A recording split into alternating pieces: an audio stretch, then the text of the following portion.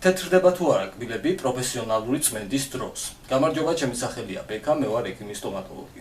ყოფილა შემთხვევა, როდესაც პაციენტი ჩემთან მოსულა, ბექა იცი მე მინდა გათეთრების პროცედურა, თუმცა მე მისთვის მithვა, ისედაც ბუნებრივად თეთრი კბილები გაქვს, უბრალოდ გჭირდება ნადების მოცილება.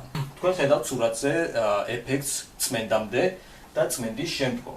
მაგალითად, რაც საკვირდებით ეს არის პიგმენტური ნადები და ის არ საჭიროებს გათეთრებას, საჭიროა სამმომენტიანი წმენდის მეშვეობით. პირველი რო ღვიძლქვეშა წმენდა მოხდება, რათა ღვიძლქვეშა ქვები მოცილდეს, შემდგომ მოხდება უკვე პიგმენტირებული ნადების აირჭალოვანი მეთოდით გაწმენდა, მე ეს წინა ვიდეოშიც ავხსენი და შემდგომ უკვე ჯაგლისი და პასტით გაფრიალება, რომელიც მექანიკურად ბუნიკის საშუალებით გულისხმობს.